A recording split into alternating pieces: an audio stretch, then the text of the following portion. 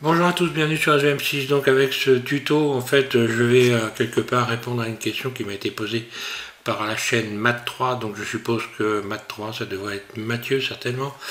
Donc qui modélise une boule disco comme ça, et donc qui se posait des questions sur comment rajouter les jeux de lumière que l'on voit là. Donc en réalité, voilà, j'ai trouvé une solution, ce qui donne ça en rendu. J'ai trouvé une solution. Par contre, la réflexion de la sphère qui renvoie des cercles de lumière partout, ça, on ne peut pas faire. J'ai essayé de trouver une solution.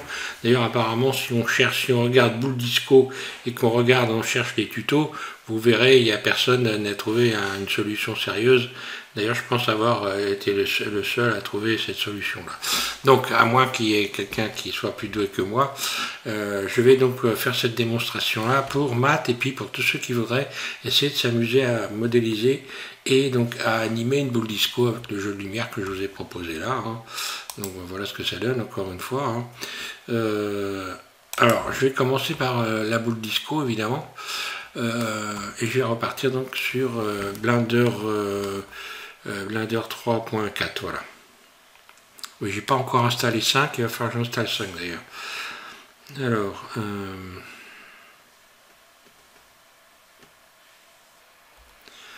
voilà, donc on est sur la version 3.4 de Blender.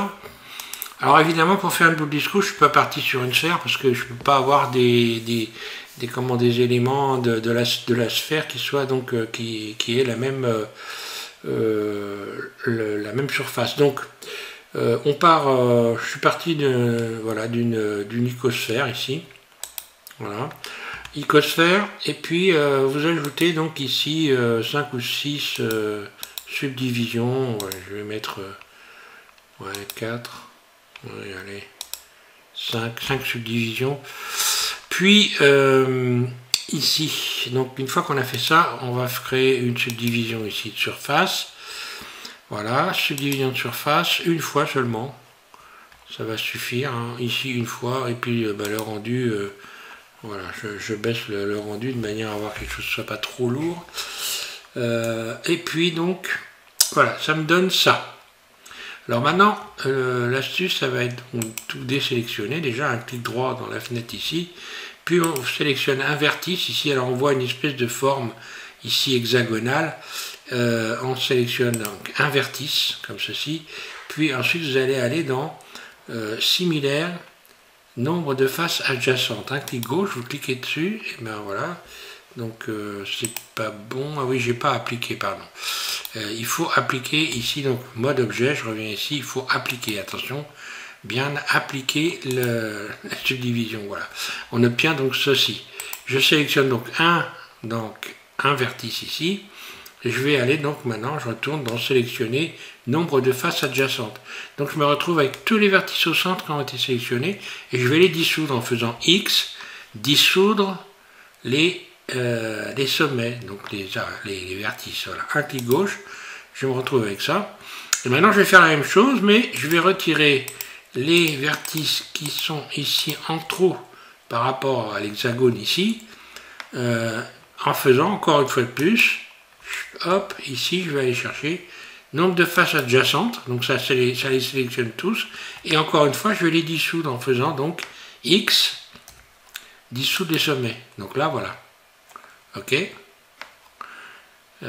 Et puis alors là, le truc qu'il faut se rappeler, c'est que il y a des éléments qui sont compensateurs, parce qu'on ne peut pas avoir toutes les mêmes surfaces partout. Donc il y a ces petits éléments là qui viennent compenser les surfaces, donc pour pouvoir arriver à en avoir le maximum qui soient les mêmes. Donc ici c'est pareil, je vais recommencer, je vais aller chercher ces similaires à la face adjacente, et il y en a comme ça qui se sont éclairés, il y en a d'autres ici, voilà, ici également. Donc encore une fois, je vais faire donc X, dissoudre les sommets, voilà, et là j'en prends un, et là je vais faire comme j'ai fait pour les autres, je sélectionne celui-là, celui-là, celui-là et celui-là, puis on va aller rechercher donc similaire nombre de faces adjacentes, ce qui va donc sélectionner également partout, ici, voilà, il y a un certain nombre comme ça de de surface qui ne sont pas, d'ailleurs ce sont des pentagones. Hein. Alors je vais faire un X, dissoudre les sommets, voilà, dissoudre les sommets, et voilà, et donc on en a comme ça. Donc forcément on ne les voit pas, on ne les voit pas puisqu'il n'y en a pas beaucoup, hein. Voilà, c'est juste, ça vient compenser les erreurs de surface. Alors, ensuite, ce qu'on va faire, on va se mettre en mode face, vous vous mettez en mode face comme ça, et vous allez donc tout sélectionner en faisant A, et on va faire, vous allez faire un biseau en faisant un CTRL B, voilà, vous bougez très très légèrement, mais là vraiment, je reviens en arrière, comme ça on va bien voir, CTRL B en ayant sélectionné les faces, et voilà, vous venez créer comme ça une toute petite ouverture, un clic gauche, là, et vous faites X, vous supprimez les faces, X, face, là, X, pardon, face, voilà, X face. Donc ça nous fait des ouvertures comme ça. Ensuite on va solidifier cet ensemble, donner une épaisseur, pardon, donner une épaisseur donc en allant utiliser ici, on va retrouver ça dans solidifier, où es-tu? C'est vrai que moi je suis habitué à SMCH, encore une fois, hein, je me sers de solidifier, ça va être plutôt dans les faces, voilà, solidifier les faces. Ici on solidifie, donc voilà. Alors là c'est pareil, on va pas en mettre, on va pas aller à l'extrême, hein. Il ne s'agit pas de... Voilà, donc on était à 0,01, 0.002, j'ai envie de dire. Ouais, ça suffit largement. Donc voilà, on crée une petite épaisseur. Et là, on va avoir directement donc un effet boule disco. Hein. Simplement, il faut ajouter évidemment un fond d'écran, donc le monde. Alors, pour ceux qui ont téléchargé ce que je vous ai proposé ici, la texture HDR, donc là en fait c'est EXR Forest, eh bien vous allez vous en servir. Donc autrement après il faut en mettre une, hein, donc de possible colorée, hein, une image HDRI. Et puis maintenant on peut donc parfaitement aller ajouter ici du chrome. Donc je baisse la rugosité, j'augmente métallique et je me retrouve voilà avec ma boule disco. Oh, je peux mettre même à fond d'ailleurs ici, hein. Spéculaire, c'est pas une nécessité. Ce qui fait que maintenant si je passe donc dans le mode objet et que je fais une rotation RZ, j'obtiens ça. Donc là évidemment on va la faire tourner assez doucement parce que il y a beaucoup de faces, hein. Il y a beaucoup de faces, donc faut éviter de la faire tourner trop rapidement. Donc j'ai ça, le fond, moi je vais passer, alors je suis passé pour faire ça dans le mode Eevee, ce qui est beaucoup mieux, hein. Dans le rendu ça va être beaucoup plus simple. Ici donc dans l'éclairage, en fait dans pellicule ici, je me suis mis donc en mode transparent, hein, voilà. Mode transparent, donc on se met en mode transparent dans le fond d'écran, mais par contre on garde le reflet du monde dans la sphère. Voilà, donc ça c'est la première des choses. Ensuite, comme d'habitude, on va vous cochez donc occlusion ambiante, flou lumineux, hein, donc là, on voit tout de suite la différence. Donc le flou lumineux qu'on peut régler, hein, donc je rappelle, pour ceux qui ne savent pas, vous pouvez modifier l'intensité du flou lumineux. Donc attention à pas trop exagérer non plus. On peut modifier la couleur du flou lumineux, hein, donc là j'ai un flou rouge, l'intensité, voilà, j'augmente l'intensité, j'obtiens ce genre de résultat. Tiens, je vais laisser ça comme ça me paraît, on va pas trop exagérer, voilà. Même je vais mettre carrément peut-être un jaune, ouais, un jaune, une intensité un peu plus forte. Voilà, donc ok, et donc la dispersion, la réflexion, voilà. La réflexion, donc le renvoi de l'image de l'objet sur une autre surface. Alors ensuite, j'ai rajouté un plan, donc pour créer une scène en quelque sorte, hein. Donc surface S, donc en mode, je passe en mode edit, hein, je fais une surface, voilà, G, Z, je descends comme ceci, Puis ensuite, j'ai sélectionné une arête. Et alors, je vais me mettre dans un autre mode qu'on voit mieux. Voilà, ici, je me mets comme ça. Je change de mode. Donc, je me mets en mode arête en cliquant par exemple sur le 2 au-dessus de AZERTY. Puis, je vais faire extrude, un clic roulette pour venir me mettre dans l'axe Z. Et je sélectionne cette arête-là en faisant donc un CTRL B pour venir ici, je bouge ma souris. J'obtiens ceci et je fais tourner la roulette de ma souris pour venir créer comme ceci une surface légèrement arrondie. Voilà, le tout je sélectionne, S, Y pour l'agrandir, hein, SY, après chacun fait comme il a envie, hein, SY, et je vais l'adoucir. Voilà, donc pour l'adoucir, ben, moi j'ai mis ça dans mes... Alors pour l'adoucir, on va ici, pum pum, là, voilà, là, et voilà. Non. On va pas là, on va aller plutôt dans face, ombrage, lissé. Voilà. Face, ombrage, lissé. Ensuite, bah, j'ai mis une couleur, hein, donc voilà. Donc là c'est blanc, bah, je vais mettre une couleur. Et forcément une brillance. Donc là je mets un peu de métallique, sans exagérer non plus. Je baisse un peu la rugosité. Je rajoute une couleur. Alors, je sais pas, je vais mettre un fond... bah, elle est orange, tiens, voilà, ça, pour la lumière ça devrait être sympa, hein, pas trop clair non plus, quoique, oui, bon, ça va, ça paraît sympa. Donc on a bien le renvoi ici, hein, de la sphère. Par contre, la sphère ne peut pas renvoyer la lumière.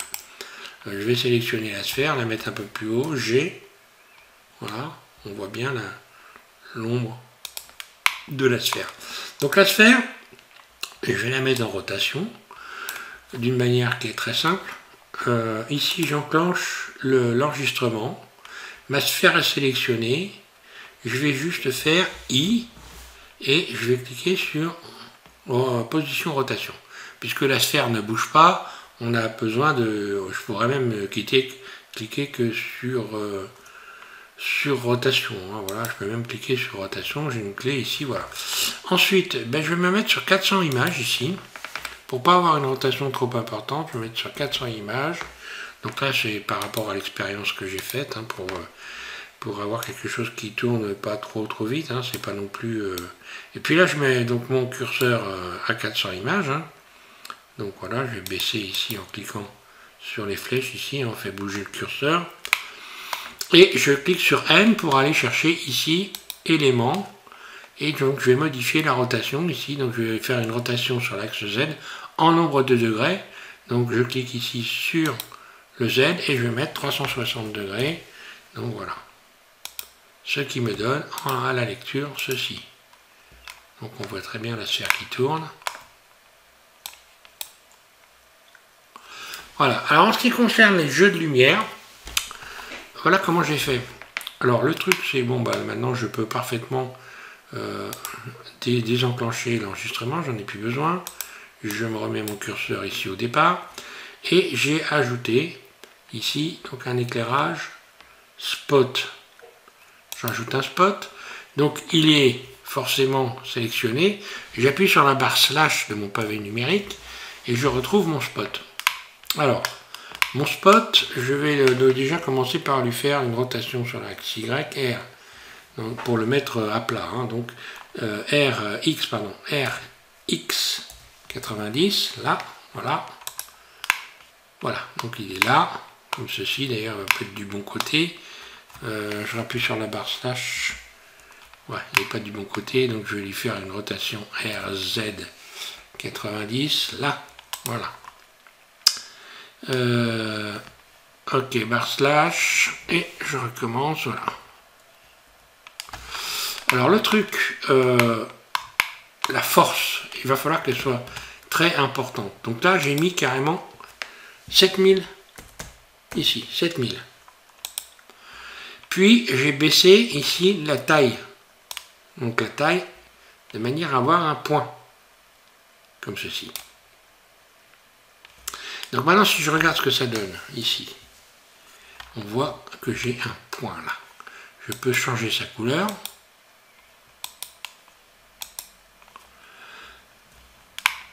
Et également, pour avoir plus fort, je peux modifier non pas mélange, mais diffuse, pas volume. Alors là, le fait que le jaune soit un peu trop clair, j'ai pas un rendu terrible. Donc voilà, pour avoir mon point ici, il vaut mieux que je baisse ici ou que je change de couleur. Voilà, je vais garder cette couleur là par exemple.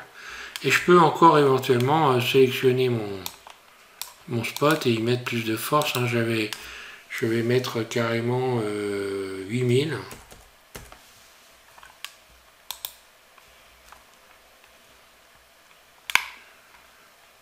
Ouais. Donc si j'augmente le rayon, je diminue. Donc il faut que je baisse le rayon vraiment au max. Spéculaire, non, rien. Diffuse. Voilà, bah diffuse, on le met à fond. Hein. Et là, donc, bah oui, je vais évidemment pas afficher le cône. La taille, comme ceci. Et mélange. Voilà. Donc le mélange, pour qu'il y ait une espèce de flou. Hein. Voilà, je garde une taille. Voilà, pour qu'il y ait... Donc maintenant, si je fais une rotation RR, on voit que... Voilà, j'ai bel et bien ceci. Donc, une fois qu'on a fait ça, donc je rappuie sur ma barre slash pour n'avoir que mon cône ici. Alors, je vais le dupliquer. Je me mets en vue 3 par exemple, ou en vue... Non, en vue 1, voilà. Puis je vais faire appliquer une rotation. Je vais faire donc dupliquer, Shift D, un clic gauche, R, 90. Donc forcément, il va tourner comme ceci. Donc je vais redupliquer, Shift D, et là je vais en faire en créer plein. Rotation R, 90. Ok. Bon, en fait, celui du haut, il ne sert pas vraiment à trop grand chose apparemment, mais vous allez voir que si. Je vais le dupliquer, Shift D, encore une fois, un clic gauche, et je refais une rotation 90, R90. Donc là, je me retrouve avec 4 éclairages. Je les sélectionne tous. C. Voilà. Et je vais les dupliquer, Shift D, et je vais faire RR. Je bouge, je déplace comme ça, dans un sens. Je resélectionne tout, A, Shift D, RR. Donc peu importe, voilà. Je resélectionne tout, A. Donc là j'aurais pu donner des couleurs différentes. Hein. J'ai pas pensé à le faire. J'aurais dû le faire. Je vais revenir en arrière d'ailleurs. C'est ce qu'il y a de mieux à faire. Ouais. Il vaut mieux donner des couleurs évidemment différentes. Hein. Ça, celui-là, je vais le mettre par exemple en rouge. Désolé, j'ai un petit contretemps. Celui-là en bleu. Et on va dire celui-là en jaune. Allez hop. Celui-là en jaune. Voilà. Donc voilà, j'ai bien...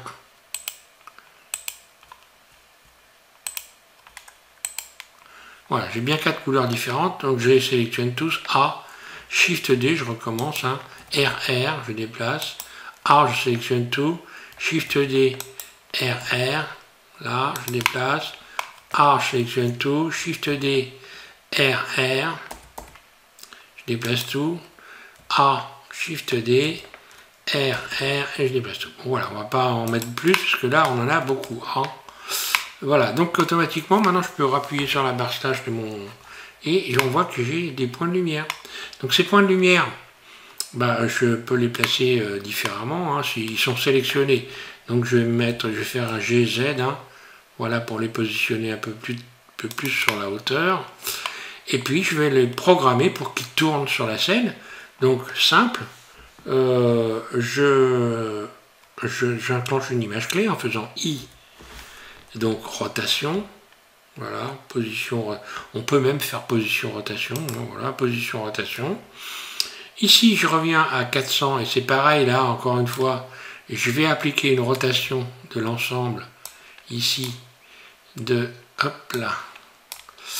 Donc rotation sur Z, je vais taper 360 degrés, voilà. Et j'enclenche une image clé ici. J'aurais dû, voilà, je recommence. Je vais enclencher, insérer une image clé, voilà. Retaper 360, ça devrait fonctionner, non? Ça ne tourne pas.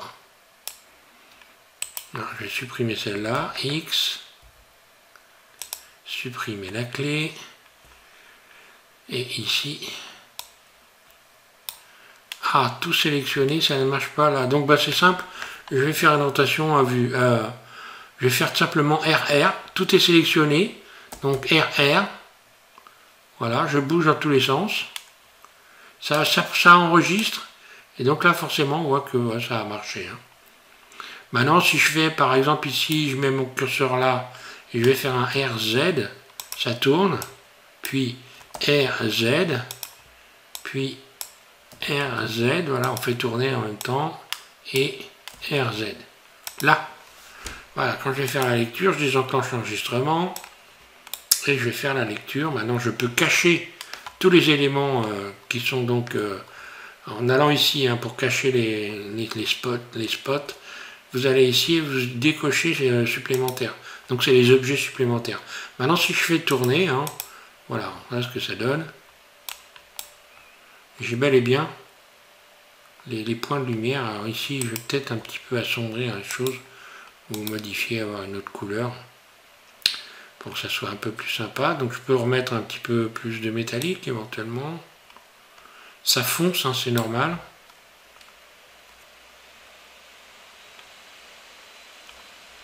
Ou un peu moins de métallique. Je peux augmenter la luminosité ici. Donc là, on a vu que pour le flou lumineux, j'ai mis un jaune. Alors, si je mets un blanc, ça va peut-être être un petit peu plus prononcé. Et si j'augmente le rayon, non. L'intensité, pardon, voilà. Si j'augmente l'intensité, voilà, j'ai plus, voilà, j'ai plus de brillance. Hein.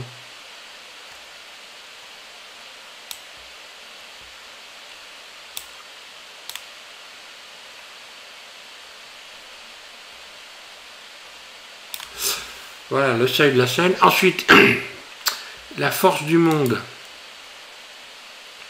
Donc si je baisse la force du monde, forcément je vois plus de lumière. Donc automatiquement ma sphère va peut-être briller un petit peu moins, mais l'éclairage des spots va être un peu plus fort.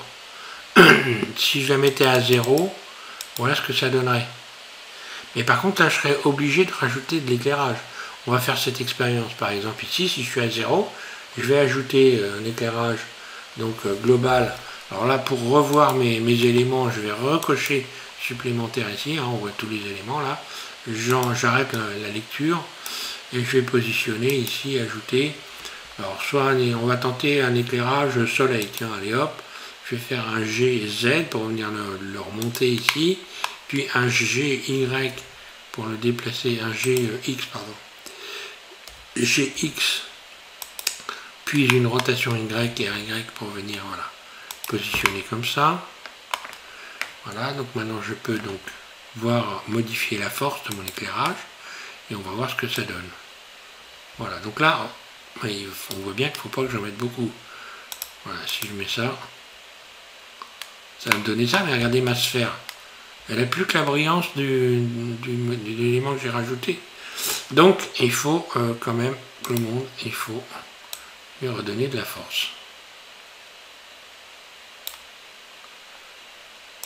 Plus mon soleil sera fort, et moins pardon, plus mon soleil sera fort, et moins le monde sera fort. Mais par contre, je perdrai ici dans la brillance de la sphère.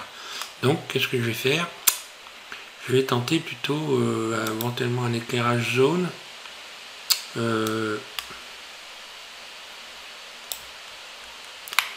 Qu'est-ce qui va me donner mon éclairage jaune? Je vais faire une surface S, on le voit hein, qui augmente, S, là.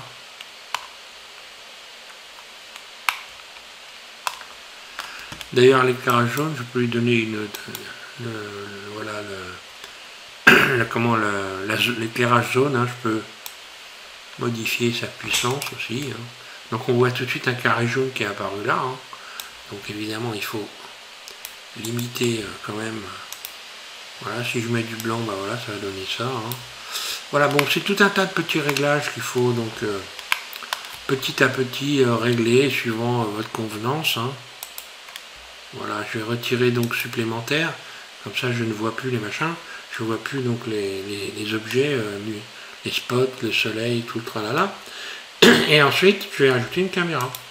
Donc la caméra, j'ai ajouté ma caméra, CTRL ALT 0 pour venir la positionner comme ça. Donc bah, le flou lumineux là, il est peut-être un petit peu flou. Disons que si je voulais augmenter, alors maintenant tiens, je vais faire une expérience, j'ai tous mes spots qui sont là. Je vais essayer donc d'en sélectionner un certain nombre comme ça. Et je vais essayer donc d'augmenter leur force, on va voir si ça augmente tous, mais bon, je pense pas, hein, mais je vais essayer quand même.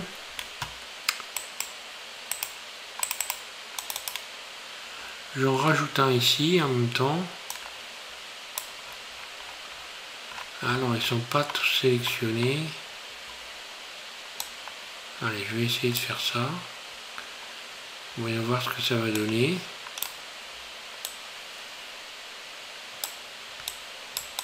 Je vais carrément mettre 10 000.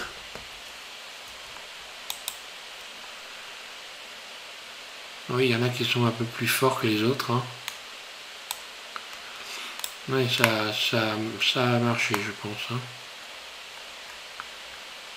Je vais réessayer d'augmenter cela. On va le savoir tout de suite d'ailleurs. Voilà, si je sélectionne ça, non, ça n'a pas marché. Voilà, alors je vais en rajouter 10 000 ici. J'aurais peut-être dû mettre un petit peu plus fort. Alors, je vais en sélectionner quelques-uns. Enfin voilà. Bon, pour la démonstration, je ne vais pas aller plus loin parce que c'est inutile de perdre du temps avec ça. Mais voilà, faut pas hésiter à mettre de la force. Hein. Et puis éventuellement pour avoir plus de force, bah, avoir une surface éventuellement la plus sombre. Voilà. Hein. Si je mets une surface plus sombre, j'augmente ici le métallique, je baisse un peu la rugosité et je modifie la couleur.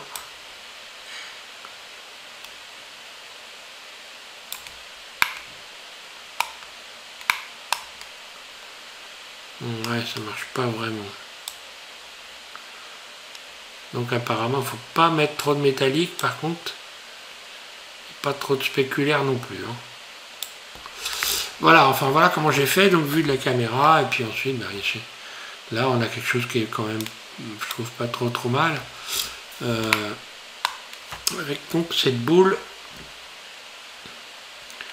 j'aurais peut-être pu faire les facettes un petit peu plus, peut-être un petit peu plus grosses, ou alors le monde, je vais revenir sur le monde.